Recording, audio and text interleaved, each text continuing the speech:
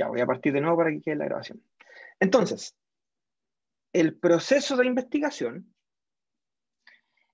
vamos a definirlo, ¿bien? Se va a definir como un proceso que es sistemático, organizado y objetivo. Bien, hay tres conceptos grandes ahí. Sistemático, es decir, que tiene una sistematización, tiene un método específico, ¿bien? Es organizado, es decir, hay normativas o normas o consensos estandarizados de cómo organizamos el proceso. Esto siempre parte en un punto y termina en otro punto. Parte en un puerto y llega a otro puerto. No hay variantes en eso. ¿Ya? Es un proceso siempre organizado. Y por último, y quizás lo más importante, es objetivo. Aquí la subjetividad la dejamos afuera. Las opiniones personales las dejamos afuera. Las creencias personales, las ideologías personales las dejamos afuera, porque el proceso es 100% objetivo. ¿Bien? Y está destinado siempre a una cosa nomás, que es a responder una pregunta. Y el resultado que ustedes van a obtener siempre va a ser un conocimiento. Entonces, este concepto se ve simple. Es un proceso organizado, sistemático, objetivo, que va a generar conocimiento. Pero ¿cuál es el problema? El problema es que este proceso no está exento de errores, ¿ya? Porque el investigador siempre va a tratar, se supone, va a tratar de responder esta pregunta de una forma válida y precisa, tratando de evitar cualquier error. Es decir, el investigador va a tratar siempre una cosa, evitar cualquier error. Pero eso, el concepto de error, lo vamos a definir claramente porque es complejo. Y vamos a ver que hay una serie de errores que no se pueden evitar. Hay una serie de errores que son inherentes al proceso de investigación. ¿Bien? Y aquí entra el clásico concepto de, si yo, por ejemplo, quiero determinar la frecuencia de caries en Valdivia, alguien me puede decir, bueno, eso es simple. Yo voy a todas las casas, imaginémonos prevalencia de caries en niños de 12 años. Voy a todas las casas de Valdivia, toco la puerta en todas las casas, ¿cierto? Toco la puerta y pregunto si hay un niño de 12 años. Y si hay un niño de 12 años, lo examino y lo anoto en una planilla. Súper simple. Se ve muy sencillo de enseñar. Entonces uno dice, bueno, si es tan simple, ¿para qué vamos a hacer un curso de metodología? Bueno, porque efectivamente eso no es factible, no es logística ni económicamente factible. Entonces, nosotros prácticamente nunca vamos a medir a toda la población para lo que queremos ver. Si queremos saber cuántos casos activos de coronavirus hay, habría que hacer PCR en todas las casas de Chile. Tampoco es factible. Por lo tanto, nosotros vamos a usar metodologías que se van a aproximar a una verdad. Yo tengo una verdad y por otro lado tengo una metodología que tiene que acercarse lo más posible a esa verdad. ¿Bien? ¿Cómo me voy a acercar de la forma más válida y precisa posible? Porque no todas son posibles, ¿cierto? Entonces voy a buscar un método válido y un método preciso para acertar con una verdad que yo no conozco, porque eso es lo otro, es una verdad que es desconocida. Yo no sé cuál es la prevalencia de caries en niños de 12 años en Valdivia. Yo tengo un aproximado quizás con estudios anteriores. ¿Y yo qué voy a hacer? Voy a buscar un método válido y preciso para aproximarme a eso. Quizás no voy a saber nunca la verdad absoluta, pero mientras más me aproxime, va a ser con un método que tiene que ser válido y preciso. Y vamos a definir también qué es esto, qué es válido y preciso, para que no sean términos vagos. ¿Bien? Definamos bien lo que es precisión y validez primero. Se los voy a definir con un arco de fútbol, espero que lo entiendan. Cuando yo hablo de que algo es altamente preciso, estoy diciendo que el futbolista le está apuntando siempre en un mismo lugar y está siendo preciso, es decir, en los diferentes momentos en que patea, casi siempre está apuntando a un mismo lugar. Está siendo preciso, siempre apunta al mismo lugar. Puede ser adentro del arco o puede ser afuera del arco, pero siempre las pelotitas van a estar cerca. ¿Por qué? Porque él es preciso. Siempre apunta a un lugar similar. Eso es ser preciso. ¿Bien? Por otro lado, tenemos una baja precisión, que es que en los diferentes momentos en que patea, apunta en lugares claramente diferentes. ¿Ya? Es poco preciso. Aquí da lo mismo si apunta dentro o fuera del arco. Está siendo igual poco preciso porque no siempre apunta al mismo lugar. ¿Bien? Luego tenemos una alta validez. ¿Qué sería válido en el caso del fútbol? Apuntarle al arco.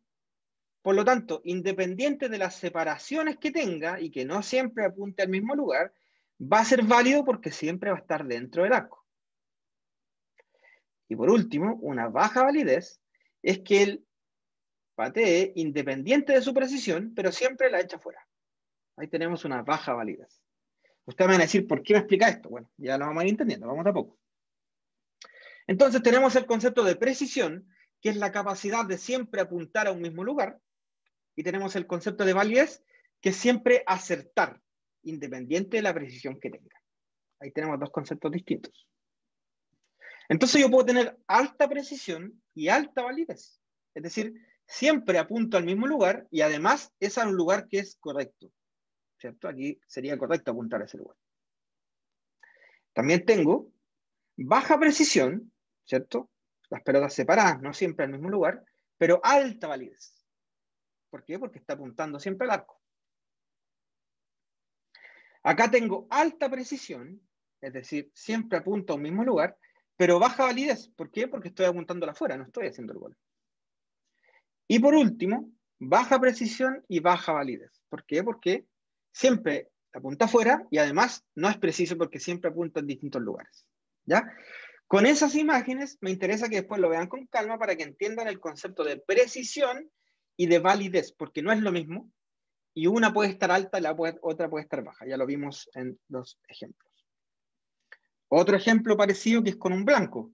Los textos de metodología de la investigación siempre lo definen con un disparo al blanco. A ustedes les van a decir que algo es preciso y válido cuando siempre apunto al blanco que está al centro y además los tiros siempre están cercanos entre sí, que sería lo mismo que esto, ¿cierto? También les pueden decir que alguien puede ser preciso pero no válido, perfecto, porque están todas juntitas, pero lejos del blanco. O alguien puede ser impreciso, es decir, siempre en distintos lugares, pero a la vez válido porque igual está dentro. ¿Ya? Y por último, impreciso y no válido porque está siempre apuntando a cualquier lugar y en cualquier nivel del blanco. Acá apuntaba siempre al mismo nivel y aquí en distintos niveles. Bien, estos son ejemplos muy distintos al área de la investigación, pero es para que entiendan qué significa ser preciso y qué significa ser válido, porque yo con una investigación siempre busco ser preciso y ser válido. Entonces, para ser preciso y ser válido, yo voy a tener que manejar estos 5 conceptos. Los tipos de error, el uso de grupo control cuando es necesario, algunos efectos que hay que controlar, el control también de los factores de confusión y la definición de validez interna y validez externa. ¿Cómo vamos hasta el momento? ¿Se entiende? Por favor, me escriben cualquier duda. Sí, se va entendiendo. ¿Sí? Ya, sigamos. Aquí voy a tratar de ir muy con pera y manzana porque hay algunas cositas un poquito más complicadas. Cuando un investigador se puede equivocar en una investigación, o sea, cuando puede entrar en error, tiene 2 formas posibles de equivocarse, solo 2. Una es entrar en el error aleatorio y otra es entrar en el error sistemático. El error sistemático también se llama sesgo. Yo siempre como investigador voy a tratar de disminuir al máximo el error aleatorio y el error sistemático. Siempre voy a tratar de que no existan. Pero lamentablemente en algunas áreas tengo que convivir con ellos. Vamos a ver cómo es. El error aleatorio se da producto del azar. Es decir, yo disparo y por azar es cierto que yo nunca voy a apuntar precisamente al blanco. Pero algunas veces sí apunto y otras no. Pero es producto del azar. El azar siempre está presente, no puedo quitarlo. En cambio, el error sistemático es que yo por alguna razón que sea, voy a sistemáticamente equivocarme por un problema propio de la metodología. En este caso, por ejemplo, si yo tengo una pistola que está en mal estado, siempre se me va a inclinar hacia la derecha, siempre me voy a equivocar. O si el investigador está disparando con la mano que no domina, siempre se va a equivocar, pero no va a ser por azar, va a ser por culpa de él, ¿cierto? Bien, entonces vamos a diferenciarlos. Entonces, el error aleatorio se debe al azar. Y el azar siempre está presente, nosotros sabemos, y esto es algo inherente a una investigación, siempre va a existir el azar, siempre. El azar existe en cualquier investigación, existe en una prueba teórica que ustedes rinden, existe cuando ustedes van al casino, siempre existe el azar. El azar yo no lo voy a poder eliminar. Por lo tanto, este error aleatorio yo no lo puedo eliminar, pero sí lo puedo disminuir. ¿Bien? Que es muy distinto. Yo puedo disminuir el error aleatorio, pero no lo voy a poder eliminar. ¿A qué se debe este error aleatorio?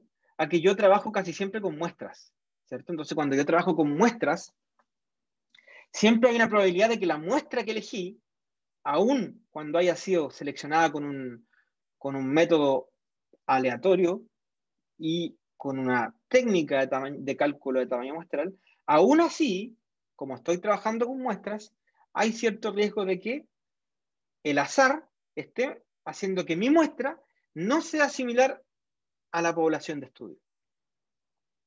También hay una variabilidad que es inherente al proceso de medición.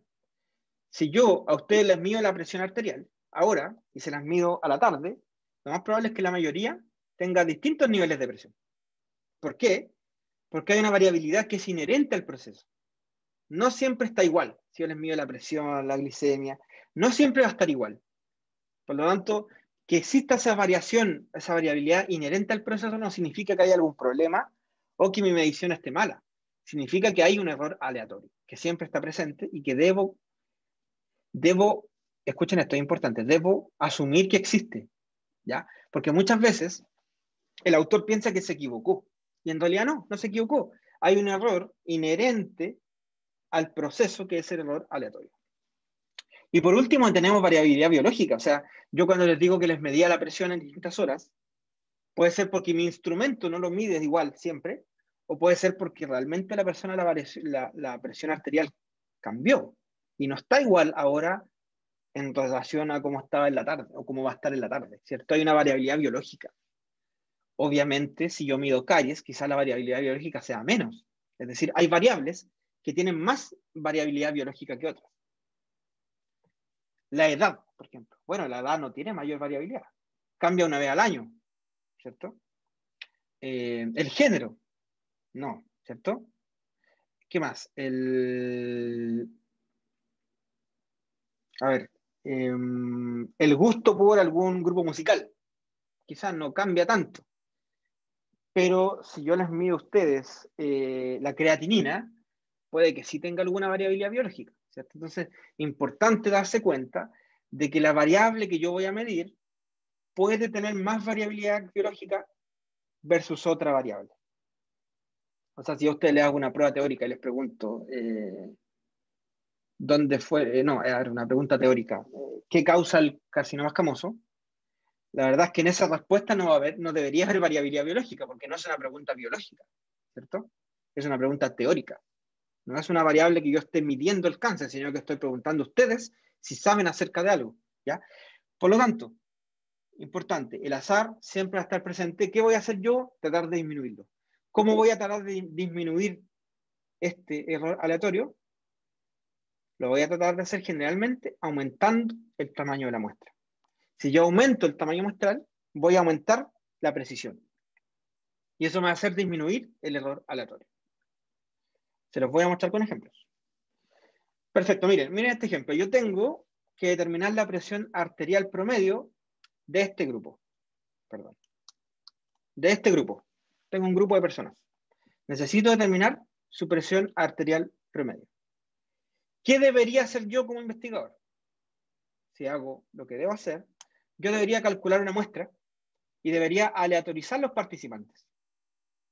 Entonces yo hice un cálculo de tamaño muestral y el sistema me arrojó que debería seleccionar los que están con verde. Bien, entonces acá tenemos un proceso de aleatorización y de cálculo de tamaño muestral para disminuir el error aleatorio. Pero ¿qué pasa? Y les hago la pregunta a ustedes. ¿Y si los participantes que seleccioné aleatoriamente son coincidentemente los que tienen hipertensión arterial? ¿Qué piensan ustedes de eso? ¿Alguien me puede dar su opinión? ¿Qué pasa con eso? O si se han hecho esta pregunta, o cómo la responderían. ¿Alguien puede dar su opinión?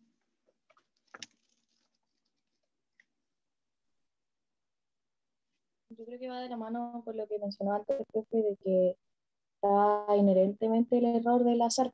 Exacto. Entonces, Tal cual, es inherente. Entonces, esta es la pregunta que ustedes deberían responder, o ya deberían saber la respuesta cuando ustedes están haciendo una investigación y dicen, oye, pero siempre hay, cuando usted no los mira todo, siempre hay riesgo de elegir mal.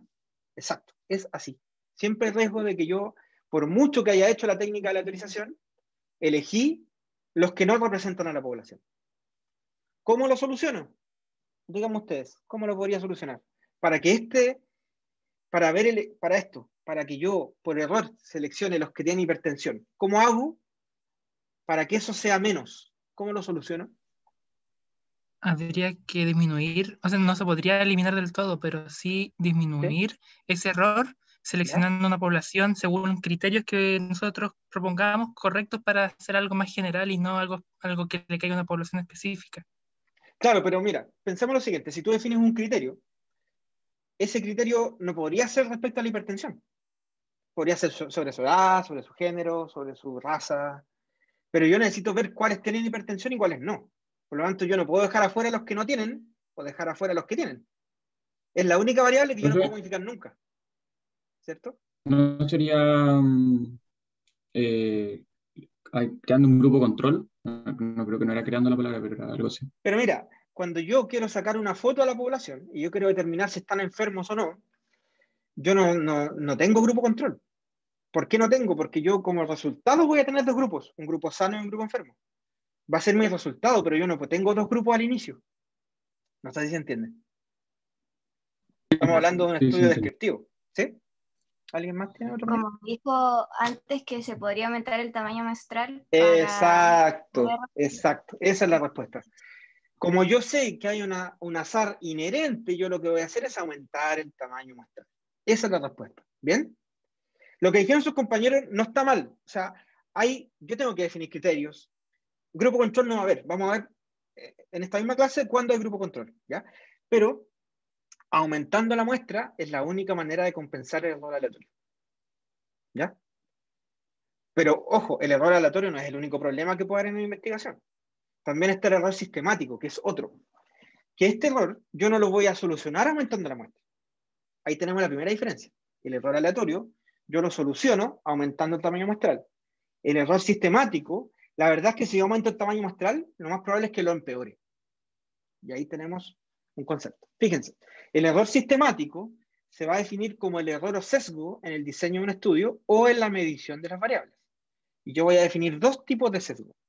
Sesgo de selección y el sesgo de información. Y fíjense lo que sale aquí, validez. Recuerden el arco de fútbol. Yo les mostré dos conceptos, validez y precisión. Acá, el error sistemático me va a afectar la validez de mi estudio. ¿Y cuál afectaba la precisión? Precisión, el error aleatorio. O sea, si yo disminuyo el error aleatorio, lo hago más preciso. Y si yo disminuyo el error sistemático, lo hago más válido. Y ahí se aplica el ejemplo que les di al inicio. ¿Bien? Ok, tengo dos sesgos, sesgo de selección y sesgo de información. Vamos a ver qué es cada uno. El sesgo de selección va a aparecer cuando la muestra que yo elijo no representa adecuadamente a la población de estudio o cuando los grupos que voy a formar no son representativos de la variable que yo quiero medir en cada grupo. Vamos a ver con ejemplos. Imagínense que yo quiero hacer el mismo estudio de la presión arterial que les mostré antes. Y yo tengo que calcular una muestra. ¿Qué pasa si yo digo, mira, simple, voy a elegir los primeros 5? Tengo una muestra de 30 personas, no me voy a complicar la vida. Voy a elegir 5 y son los primeros 5. Ahí ya no, hay un error aleatorio. Ahí hay un error sistemático. ¿Por qué?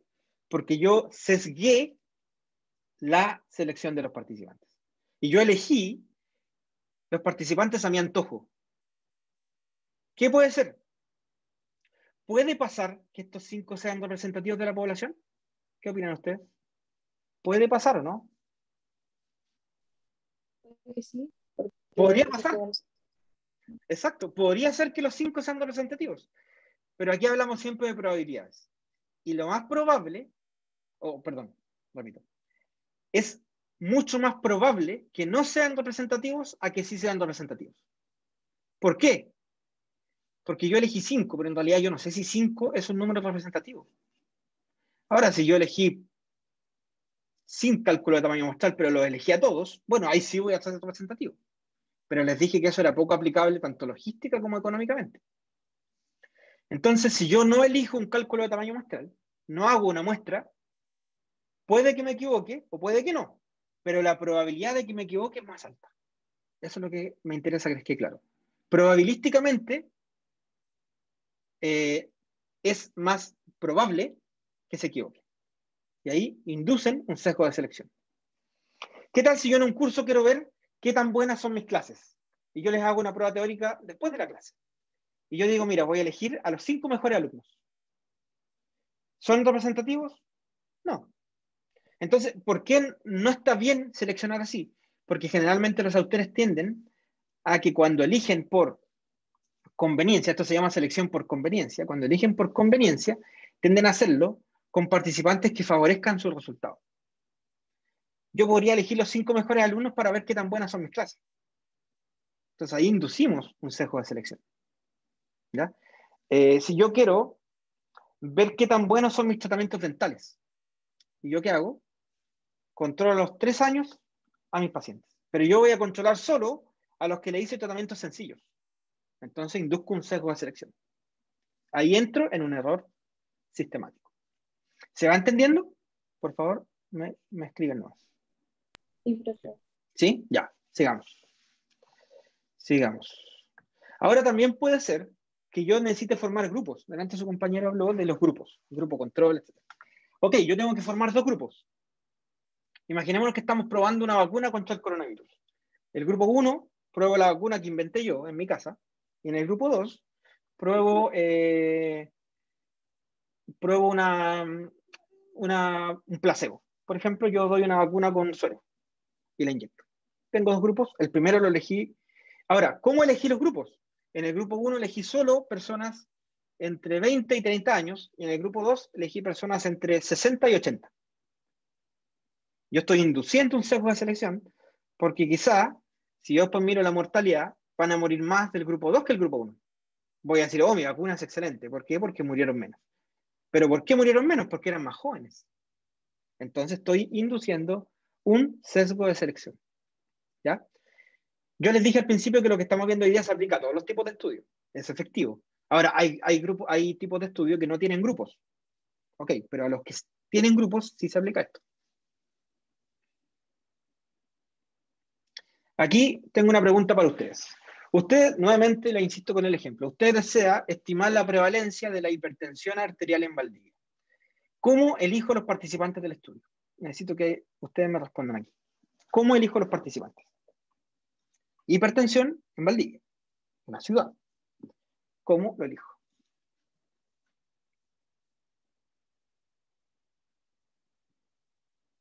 Díganme lo que se les venga a la cabeza. Se pueden equivocar todo lo que quieran. Yo De hecho, creo, o sea, necesito que se equivoquen para seguir con mi ejemplo. Dale.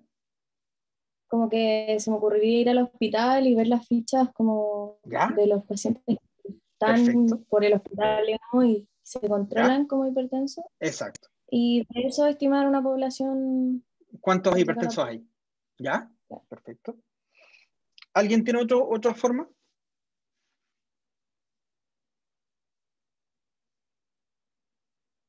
Ojo, cuando yo digo prevalencia de, yo necesito tomar una foto de la población y ver qué porcentaje de esa población tiene hipertensión.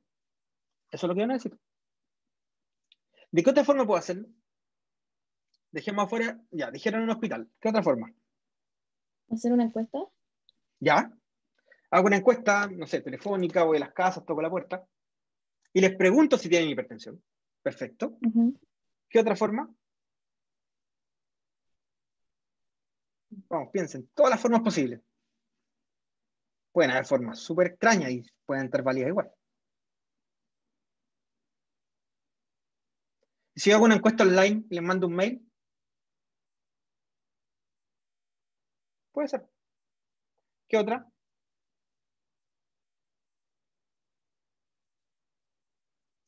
Y si yo toco la puerta y voy a sus casas, también podría ser, ¿o no? ¿Y les mido la presión? Claro, porque muchos de los pacientes quizás no saben que tienen Claro, hipertensión quizás algunos no saben, ¿cierto? Exacto. y lo están dejando fuera de mi prevalencia. Quizás algunos no lo quieran reconocer. Quizás algunos están como en el límite de ser hipertenso y no, y te van a decir que no. Entonces, la verdad es que con esta pregunta habrían 1000 métodos distintos para responderla. 1000 métodos. ¿Ya? Y esto les puse yo. Si yo les doy 3 alternativas, o lo miden en hospital, en una casa o en lugar de trabajo, ¿cuál elegirían? Para medir prevalencia de hipertensión arterial en Valdivia. ¿Cuál elegirían? ¿Hospital? ¿Cómo? Yo creo que hospital. ¿Hospital? ¿Ya? Perfecto. ¿Alguien dice otra?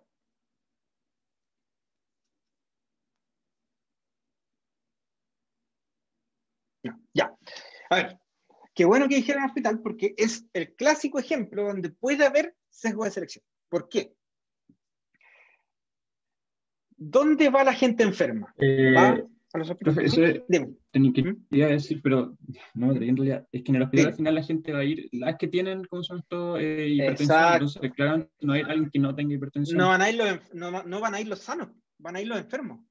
Entonces yo voy a tener una prevalencia de un 100%. ¿Por qué? Porque llegan todos los hipertensos ahí. Pero yo cuando mido prevalencia necesito también saber cuáles son los sanos.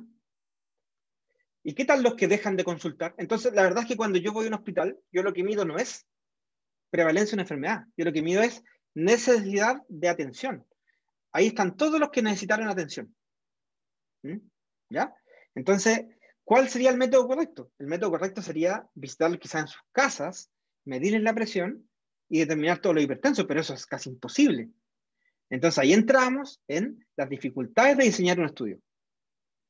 Lo difícil que es diseñar un estudio para medir presión arterial. Así de simple. ¿Ya? Entonces, dentro de todo lo más correcto sería una casa, porque el hospital induce sesgo de selección. Ahora, si yo quiero ver qué medicamento es más efectivo para la hipertensión, y yo los voy a probar en 2 grupos, el grupo de hipertensos 1 y el grupo de hipertensos 2, ahí sí lo hago en un hospital, porque ahí van los hipertensos. Pero si yo quiero medir cuáles están enfermos y cuáles están sanos, ya no me sirve el hospital, porque en el hospital van solo los enfermos. ¿Ya? ¿Se entendió? Por favor, respóndame, porque este es otro de los términos que es importante que lo entiendan ahora porque les va a pesar todo el año. ¿Se entiende? Sí, doctor. ¿Sí? ¿Ya? Buenísimo. Sigamos. Pasamos del sesgo de selección y ahora vamos con el sesgo de información, que es el segundo gran sesgo. Acá es cuando las mediciones de las variables de estudio son de mala calidad o son sistemáticamente desiguales. Es decir, acá el problema no está en los participantes que elegí, sino que el problema está en cómo medí mis variables. Cuando hay pruebas poco sensibles, cuando hay criterios diagnósticos que están equivocados, cuando hay imprecisiones u omisiones en la recopilación de los datos. O sea, cuando el método que yo estoy haciendo para medir algo no es el apropiado. Por ejemplo, si yo les mido la temperatura con una cámara fotográfica. No se puede, ¿cierto? A menos que sea una cámara térmica, pero una cámara normal no lo hace. O que yo les mida la presión arterial con esas máquinas eléctricas que miden la presión. Quizás no es el mejor método para medir la presión. Bien, veamos. Si yo quiero pesar un gato, como está acá, pensemos. Yo puede que use una pesa que está calibrada o no. Es decir, si yo a este gato lo peso, lo subo en esta pesa. La idea es que este gato pese lo mismo en 3 mediciones distintas. pero puede que la pesa no sea la adecuada para un gato. ¿Qué tal si la cola le queda afuera y toma contacto con el piso? Va a pesar menos. Entonces, por eso que el método de medición que yo utilice debe ser el adecuado, es decir, debe medir lo que yo quiero medir, y por otro lado debe estar calibrado, es decir, debe estar acorde a la variable que yo quiero medir según un parámetro de referencia mediante una calibración. ¿Qué es una calibración? Pensemos en un termómetro que mide la temperatura con un 100% de precisión. Pensemos que existe. Entonces yo tomo mi nuevo termómetro que yo voy a usar y lo comparo con ese termómetro ultra preciso. Y logro que mida igual. Si logro que mida igual a él, significa que estoy calibrando mi termómetro. Tenemos una clase de esto después, ¿sí? Pero ahora para que entiendan en general. Bien. Ok, yo necesito medir el volumen de la cámara pulpar de los dientes 1.3. Pensemos que yo en el 211 quiero hacer un estudio y voy a medir el volumen de la cámara pulpar de los caninos superiores. ¿Podría hacerlo con una radiografía panorámica? No. ¿Por qué? Porque la radiografía panorámica es 2D, no tiene 3D. Entonces, acá tenemos un ejemplo de un método de medición no adecuado para una variable que yo quiero medir. Entonces, ustedes cuando hagan una investigación, para disminuir el error aleatorio, ustedes van a aumentar la muestra, y para disminuir el error sistemático, ustedes van a elegir correctamente los participantes y van a utilizar instrumentos de medición adecuados, validados y calibrados. ¿Bien? Esto se aplica para todos los estudios. Nuevamente, el mismo ejemplo.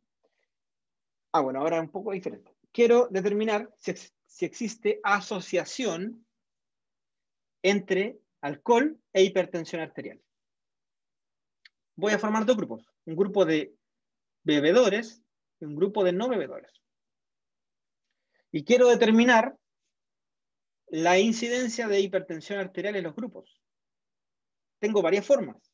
Una forma sería una entrevista personal, ¿ya? Una entrevista, donde se pregunte a los participantes si son hipertensos o no. Entonces, los dos grupos, yo pregunto, ¿es hipertenso? Sí, no, ¿es hipertenso? Sí, no. Simple.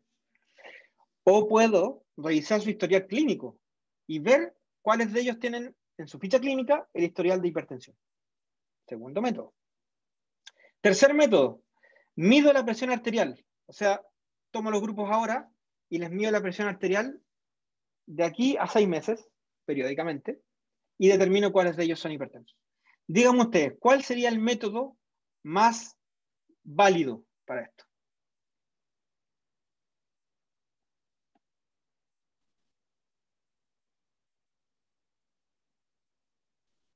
¿Medir la presión arterial? Claro, porque es la más objetiva.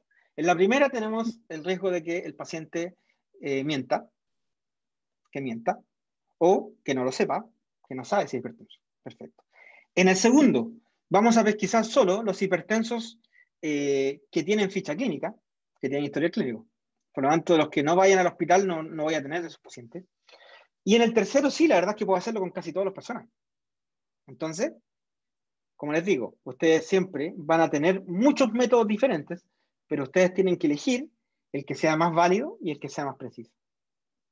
Esto me está indicando precisión. ¿Cómo hago para que sea válido? Bueno, para que sea válido, yo lo que tengo que hacer es que el método con el que mido la presión sea el correcto. Que no la mida yo tomándole la frente con la mano, sino que yo la mida con un buen método para ver la presión arterial. Entonces, en resumen, las variables deben medirse con el instrumento adecuado. Este instrumento además debe estar validado y debe estar bien calibrado. Y debe aplicarse de la misma forma en todos los participantes. O sea, no puede ser que yo a uno le mida la presión con un instrumento y a otro se la mida con otro. ¿Bien? Entonces, el error aleatorio se va a atenuar al aumentar el tamaño de la muestra y el error sistemático se va a perpetuar o va a aumentar al aumentar el tamaño de la muestra. ¿Ya? Así que ahora cuando ustedes escuchen, oye, este estudio está malo, pero mira, ¿qué vamos a hacer como solución? Aumentemos la muestra. Bueno, no siempre va a ser bueno. hay un caso en el que va a ser malo. ¿Cuándo? Cuando se haya inducido un un sesgo de selección o un sesgo de información. En esos dos casos, la muestra va a empeorar mi estudio. ¿Bien? Sigamos. ¿Hasta ahí vamos bien? ¿Se entiende la diferencia entre error aleatorio y sistemático? ¿Cuándo aumenta, cuándo disminuye? ¿Sí? ¿Vamos bien? Sigamos. Entonces yo en general tenía estudios para responder quiénes están enfermos, como los descriptivos que no tienen grupo control. Acá está lo que hablamos delante con su compañero que propuso un grupo control. Quizá para ese estudio no, pero para otro estudio es tremendamente necesario o prácticamente obligatorio. ¿Cuándo yo necesito un grupo control? Cuando quiero medir por qué alguien está enfermo o cómo lo tratamos, es decir, estudios analíticos o estudios clínicos. Ahí yo sí voy a usar un grupo control. En cambio, en un estudio descriptivo de prevalencia, yo no voy a necesitar grupo control. ¿Bien? ¿Qué es esto? ¿Qué es un grupo control? En estudios analíticos, yo voy a pretender estimar, ojo la palabra, estimar asociación o efecto de un factor sobre una variable de respuesta. Ejemplo, el tabaco produce cáncer, el tabaco sería el factor y la variable de respuesta sería el cáncer. La diabetes produce, la periodontitis produce diabetes. Ok, periodontitis sería el factor de estudio. Variable de respuesta sería diabetes. Y acá les voy a partir con un ejemplo que vi en Twitter hace como una semana, para que entiendan la importancia del grupo control. Una persona en Twitter puso esto. Nuestro equipo médico nos dio la buena noticia de que entre el 50 y 60% de los pacientes que han usado este antiviral, al quinto día tienen PCR negativo y un 90% también tiene PCR negativo al 10º día. O sea, en el fondo él dijo, mira, hay un medicamento que estoy probando que al quinto día tiene efecto en un 50 a 60% de la población. Ok, tratemos de entender o de desmenuzar esto. Entonces dijo que en un grupo, al quinto día, un 40% tenía PCR positivo y un 60% negativo. O sea, el 60% estaba sano al quinto día. Y la pregunta viene, ok, pero ¿qué hubiera pasado si yo no aplico Afibavir? Quizás los números hubieran sido iguales. Quizás el PCR hubiera sido positivo y negativo igual. O quizás los pacientes hubieran estado mucho peor y realmente el medicamento es efectivo. O quizá el 100% hubieran estado sanos y mi medicamento produjo daño. También puede ser. Entonces, ahí va el concepto. Por eso ustedes siempre, siempre, siempre necesitan un grupo control. ¿Bien? Ahora por el tema del coronavirus. De hecho, este ramo a ustedes les viene, pero de cajón ahora, porque vamos a ver muchas cosas que uno comenta al ver noticias, al leer diarios, al ver comentarios de personas, se da cuenta de que hay grandes falencias metodológicas al entender la evidencia que se presenta. Y muchas veces alguien dice, mira, un medicamento es efectivo porque lo probé y en 5 pacientes funcionó. O sea, aquí la cantidad de errores son gigantes. 5 pacientes, no hay cálculo de tamaño muestral, no hay grupo control. ¿Cómo voy a saber que realmente es efectivo? Por eso es que ustedes siempre que escuchen que algo funciona porque yo lo probé y a mí me funcionó, ustedes tienen que entrar con estos criterios que le estamos dando hoy día. ¿Qué hizo con el error aleatorio? ¿Qué hizo con el error sistemático? ¿Bien? Y de hecho, este es un ejemplo clásico. En el año 1950, pasaba que la angina de pecho, ustedes saben que causa mucho dolor a los pacientes, un problema en las coronarias, ¿cierto? Pasaba que para tratar la angina de pecho, hacían lo siguiente. Hacían una ligadura de la arteria mamaria interna. Entonces ellos decían, mira, si ustedes ligan la arteria mamaria interna, aumenta el flujo sanguíneo hacia el miocardio. Por lo tanto, disminuye los síntomas de la angina de pecho. Y eso era lo que siempre se dijo. Se dijo eso y la verdad es que era como un tratamiento que se hacía siempre.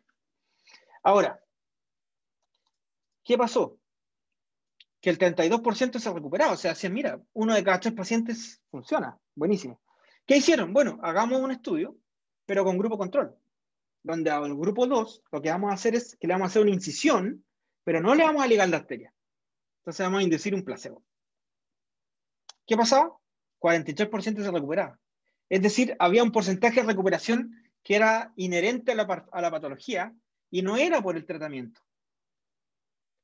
Eso a ustedes les demuestra la gran importancia de siempre usar un grupo control. ¿Bien? Siempre grupo control. Denme un segundo.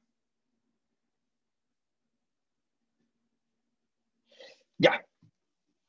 Perfecto. Sigamos. Entonces, ¿para qué sirve el grupo control? Para estimar cuál es el valor de la variable de respuesta en el caso de que no existiera asociación con el factor de estudio. Miren esto que no se entiende nada de ese texto. No. Tratemos de entenderlo con ejemplos. Bueno, los ejemplos los voy a dar un poquito más adelante, pero ¿qué pasa? Cuando yo hago un procedimiento como este, imaginémonos que es un tratamiento que sí es efectivo. Nosotros vamos a darnos cuenta de que siempre hay un porcentaje de mejoría que no depende de este medicamento, sino que depende de otros factores del paciente. Entonces, ¿yo por qué uso el grupo control? Para determinar precisamente cuál es el valor específico de mi tratamiento, dejando afuera el efecto inherente de la patología. ¿Ya? Se los voy a mostrar con ejemplos cuando hablemos del placebo. Ahí lo van a entender un poco más, yo creo. Pero bueno, yo tengo que controlar 4 efectos principales cuando hago un estudio, que los tengo que siempre tener en consideración. El efecto Hawthorne, el efecto placebo, la regresión a la media y la evolución natural. Veamos. ¿Qué es el efecto Hawthorne? Este efecto se define como la respuesta inducida por el conocimiento de los participantes que están siendo estudiados. Es decir, yo les digo a ustedes hoy día, miren, hoy día, imaginémonos que estamos en una clase presencial, en una sala, y yo les digo, ok, hoy día va a venir el Seremi de Salud, imaginemos que estemos en un práctico de preclínica. Yo les digo, hoy día viene el Seremi de Salud a ver si cumplen las normas de bioseguridad. ¿Qué va a pasar? La mayoría de ustedes las va a cumplir. ¿Por qué? Porque sabe que lo están fiscalizando. Ustedes saben que lo están midiendo. Este es el efecto Hawthorne, ¿ya? ¿Por qué se llama así? Bueno, porque en el año 1920, en una fábrica en Chicago, en la Western Electric, la jefatura quiso medir algo, quiso ver el efecto que tenía la iluminación en la producción. Esta era una fábrica, creo, como de semiconductores, algo así. Entonces dijeron, mira, queremos ver si aumentamos la luz, o la disminuimos, o la mantenemos igual, si eso afecta a la producción de los trabajadores. Entonces les aumentaron la luz. Hicieron 3 grupos. Grupo 1, iluminación normal. Grupo 2, iluminación aumentada. Grupo 3, iluminación disminuida. ¿Cuál fue el resultado en la producción? El 1 aumentó, el 2 aumentó la producción y el 3 aumentó. Y los jefes quedaron de brazos cruzados. Dijeron, chuta, ¿qué pasó aquí? Aumentó la producción con los 3 grupos. ¿Qué decisión tomo? ¿Mantengo la luz, la subo, la bajo? ¿Qué hago? Bueno, eso pasó a llamarse el efecto Hawthorne porque se dieron cuenta de que el hecho de que los trabajadores sabían que estaban siendo vigilados aumentó la producción. ¿Bien? Es decir, cuando ustedes están haciendo un estudio, ojo con que los pacientes sepan que están siendo medidos porque puede aumentar el efecto. O puede cambiar el efecto. ¿Ya? Este es el clásico ejemplo. Este militar de Corea del Norte sabía que el jefe lo estaba mirando, sabía que si se equivocaba quizás lo iban a fusilar. Entonces, su actuación no está siendo una actuación natural. Eso mismo pasa en los estudios. ¿Ya? Efecto placebo.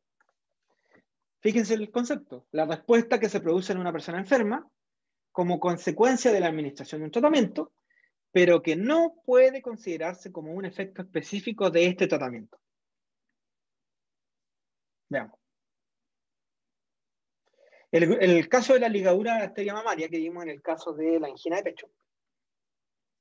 En los 2 grupos se hizo una incisión. Entonces había una percepción visual de haber sido intervenido. ¿Esto se hizo para qué? Para disminuir el efecto placebo. para que ambos pacientes sepan que fueron intervenidos. ¿Bien?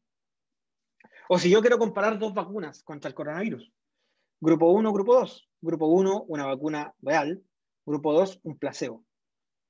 ¿Por qué yo los voy a inocular a ambos? Porque el grupo 2 debe saber que fue inoculado para que piense que también fue vacunado. Si no lo hago de esa manera, puede que este grupo, o puede que yo no cuantifique el efecto placebo de la inoculación real. Porque la inoculación real también tiene efecto placebo. Pero yo necesito medirla.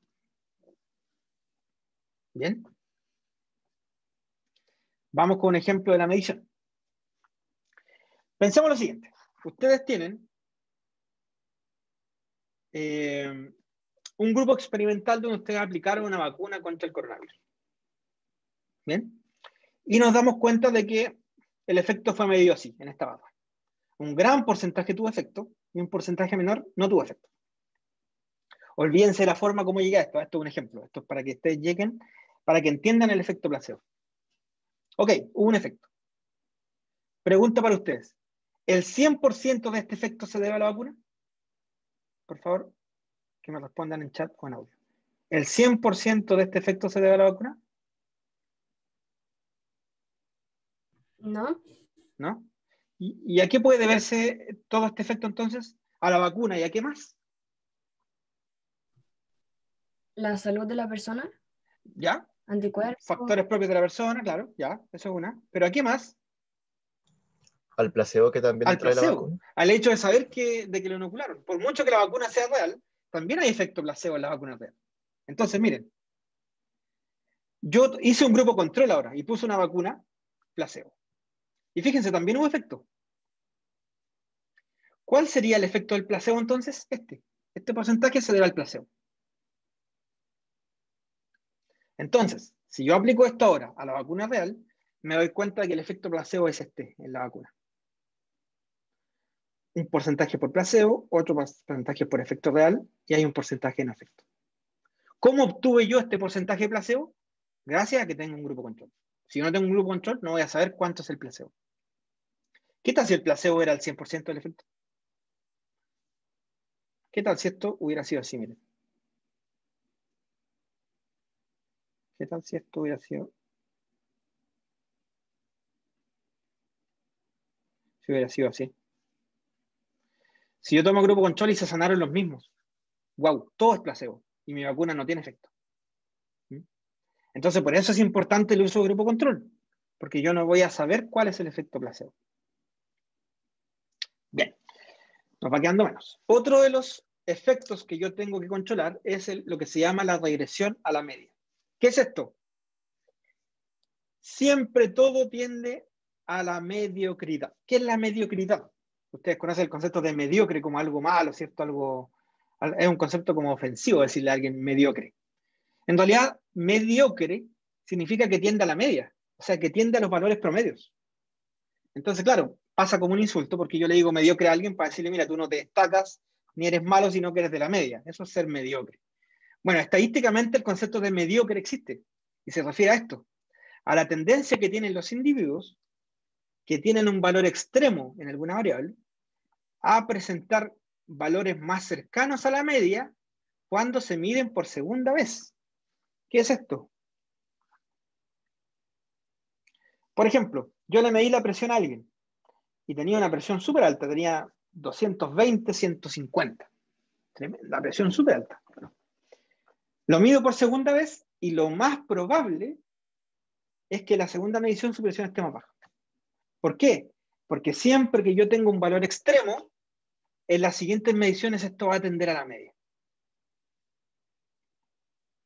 Este concepto se definió en el año 1920 por Francis Galton, que él hizo el siguiente experimento. Vio en personas muy altas cómo eran la altura de sus hijos. Y se dio cuenta que las personas muy altas no tendían a crecer más aún. O sea, no había un crecimiento infinito. No era como que las personas altas tenían hijos más altos y estos tenían hijos más altos y los otros tenían hijos más altos. Y no crecían, sino que las familias altas tendían a achicarse con el tiempo y las familias bajas tendían a tener descendientes más altos. O sea, que la altura era algo que tendía a valores medios. y lo llamó la regresión a la media.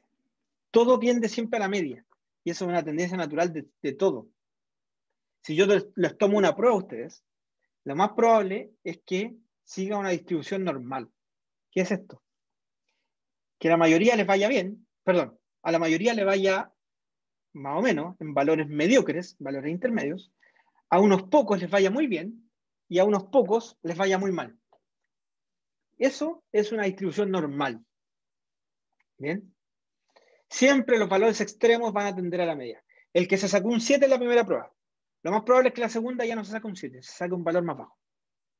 Eso dice la regresión a la media. Y es algo que se da siempre cuando ustedes miden variantes.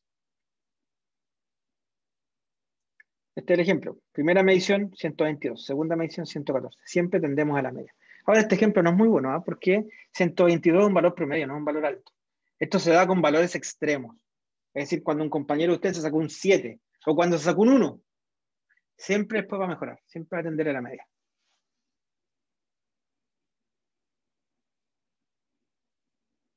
Si ustedes disponen de un grupo control, la regresión a la media no va a desaparecer, pero se va a repetir en los dos grupos. Por lo tanto, no me va a afectar mi medición. ¿Ya? Se va a repetir en ambos grupos. Este es el clásico ejemplo de distribución normal. Estas son las pesas en un gimnasio. La mayoría no utiliza las de mayor peso. Ah, no, perdón, mayor peso está acá abajo. La mayoría no utiliza las de mayor peso. Y también la mayoría no utiliza los de menor peso. La mayoría tiende a usar los pesos del medio. Y fíjense esta distribución. La del medio es la que más se usa porque es la que está con más desgaste. Y las extremas son las que menos se usan. Por lo tanto, si alguien viene y usa la más livianita, esta, posiblemente después siga usando las otras. ¿Ya? Eso es la regresión a la media. Evolución natural. Cuando el curso habitual de una enfermedad tiende hacia su resolución, los esfuerzos terapéuticos pueden coincidir con la recuperación natural de la condición. Tratemos de entender esto. Tengo un coronavirus aquí. Y yo estoy probando dos tratamientos. Probé uno que lo apliqué el día 1 y probé otro que lo apliqué como el día 10. Pero el virus tiene una evolución natural. La verdad es que en el coronavirus no sabemos si es así, pero pensemos en un virus conocido. Nosotros sabemos que este virus el día 1 tiene mucha concentración viral, mucha carga viral, y el día 14 la carga viral ya es muy poca. Si yo aplico un tratamiento el día 1, va a haber una disminución de la carga viral, pero por efecto natural del virus, no por efecto de mi tratamiento. Ahora, si yo lo aplico el día 10, también va a haber una disminución, pero quizás el día 15 ya no haya carga viral. Entonces yo voy a decir, mira, el tratamiento 1 no es tan efectivo como el 2, porque el 2 yo lo apliqué y la verdad es que a los 3 días no había virus. Entonces tenemos un tratamiento. Pero no, se debió a la evolución natural del virus. No se debió a mi tratamiento. Entonces, esto es algo que hay que considerar en las patologías. Toda patología que tiene regresión natural o que tiene remisión espontánea, un afta, por ejemplo. Si yo aplico un tratamiento cuando el afta está comenzando, vamos a ver que no hace mucho efecto. Pero si lo hago cuando va en el día 12, voy a pensar que sí hizo efecto, cuando en realidad no es el tratamiento, es la evolución natural. Entonces, otro efecto a considerar, la evolución natural de las enfermedades. Ahora, otro virus puede comportarse distinto. Puede que el virus al día 1 tenga poca carga viral y al día 7 tenga mucha carga viral. Entonces yo voy a aplicar un tratamiento el día 1 y resulta que me voy a dar cuenta que aumentó la carga viral. Y yo voy a decir, mira, el tratamiento 1 hace daño porque aumenta la carga viral. No es que haya hecho daño. Es que usted lo aplicó en un momento en que el virus, pues, de forma natural, aumenta su concentración. ¿Ya? Entonces, ojo con considerar las evoluciones naturales de las enfermedades. En el caso del ejemplo de ese tweet que les puse yo, del Rafivavir, no sabemos cuándo le aplicaron el tratamiento a los pacientes, por lo tanto no sabemos si esa regresión que tuvieron los pacientes fue por una involución natural de la patología o fue por el efecto del medicamento, tampoco lo sabemos. Por eso es que otro efecto a controlar es la evolución natural. Ahora tenemos los factores de confusión. Para que una comparación entre dos grupos sea válida, se requiere que estos sean similares en relación con las características que influyen en el resultado. Nuevamente, un concepto que no se entiende mucho. Pensemos que tenemos dos grupos, un grupo 1 y un grupo 2. Estoy probando un fármaco 1 y un fármaco 2. Ahora, ¿qué tal si los pacientes se recuperan, pero no por el fármaco, se recuperan por otra cosa? Quizá en el grupo 1 los pacientes tomaban paracetamol y en el grupo 2 no tomaban paracetamol, y quizá la recuperación se debió al paracetamol y no al medicamento. Ahí entra el factor de confusión. El fenómeno de la confusión va a aparecer cuando la asociación observada entre el factor de estudio y la variable de respuesta puede ser total o parcialmente explicada por una tercera variable. En ese caso era el paracetamol. Y el clásico ejemplo es del tabaco y cáncer. Perdón, café y cáncer. Porque una vez hizo un estudio donde se determinó que quienes tomaban más café tenían más riesgo de cáncer de laringe. 58% versus 42%. O sea, había más. ¿Pero qué se hizo después? Se dieron cuenta que la mayoría de los que tomaban café fumaban. Entonces, en realidad, el que causaba el cáncer de laringe no era el café, sino que era ser fumador. ¿Por qué? Porque la mayor parte de la gente que toma café, o lo que pasó en ese estudio, era que quienes tomaban café, la mayoría fumaban. Entonces, el hecho de fumar aumentaba el riesgo de tener cáncer e indirectamente se culpaba al café. Ahí tenemos el efecto de una variable de confusión, que también ustedes deben considerar. Y por último, vamos a definir la validez como dos tipos. Validez interna, que es el grado en que los resultados de un estudio son válidos para la población que ha sido estudiada. O sea, si yo medí hipertensión arterial en una población de Valdivia, es el grado en que los resultados sean válidos para la población de Valdivia. Bueno, es simple. Para que sean válidos tengo que estar libre de error sistemático o disminuirlo lo que más pueda y mantener el control de los factores de confusión. Con eso yo logro validez interna. Pero ¿cómo logro validez externa? Que es que mis resultados sean extrapolables a otra población. No sé, mi estudio de hipertensión arterial en Valdivia, yo voy a tratar de que mis datos sean aplicables a Temuco. ¿Tendrá validez externa mi estudio? Bueno, lo primero es que para poder tener validez externa yo necesito validez interna. Sí o sí. Y para que tenga validez externa, también necesito controlar otros factores para que mi estudio sea aplicable. Por ejemplo, que el componente racial esté controlado, que la proporción en la población de las edades sea similar, etc. O sea, ahí tengo que entrar a controlar otros factores para ver si mi estudio es aplicable a Temuco. Quizás a Temuco sí, pero quizás a Finlandia no, porque en Finlandia la raza es distinta, el sistema de salud es distinto, las edades de los participantes van a ser distintas, etc. Entonces, siempre lograr diferenciar lo que es la validez interna y lo que es la validez externa. ¿Bien? Todo lo que vimos hoy día se aplica a todos los estudios. Todos esos efectos siempre deben ser controlados. ¿Ya? Nosotros ahora vamos a tener en las siguientes clases, bueno, la siguiente es de ética y las siguientes clases son de diseño de estudios. Tenemos una clase para cada tipo de estudio. En cada clase a ustedes se les va a enseñar cómo diseñar ese estudio. Y siempre en ese diseño va a ser inherente el hecho de que ustedes controlen todo lo que se vio hoy día. O sea, ustedes, independiente del tipo de estudio, ustedes deben manejar los conceptos de hoy, porque se van a aplicar siempre. Siempre ustedes tienen que tener el control de la validez y la precisión del estudio. Siempre. ¿Ya? Así que eso, con eso estaríamos en la clase de hoy. No sé si tienen alguna pregunta.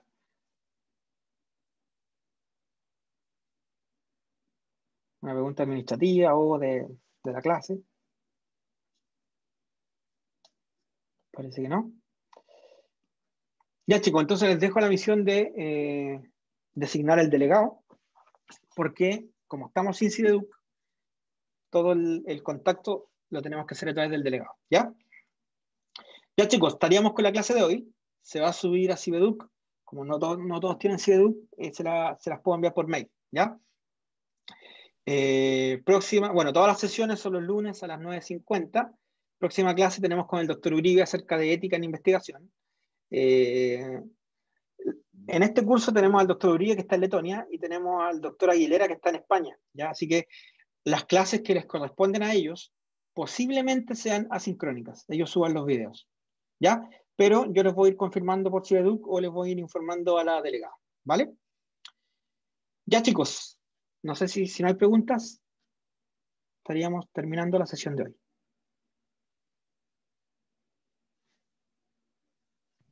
Chao, que estén bien. Chao, que estén bien. Chao, Me profe, despido. gracias. Hasta luego. Chao, chao. Gracias, doctor. Que esté muy bien. Profe. Doctor. Chao, doctor, gracias.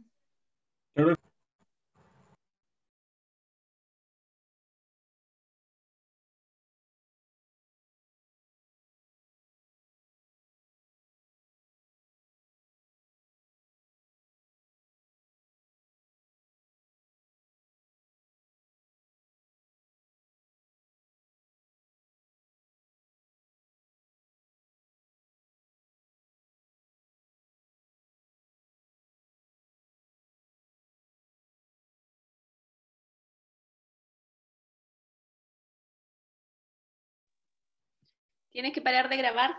¿Estás grabando todavía?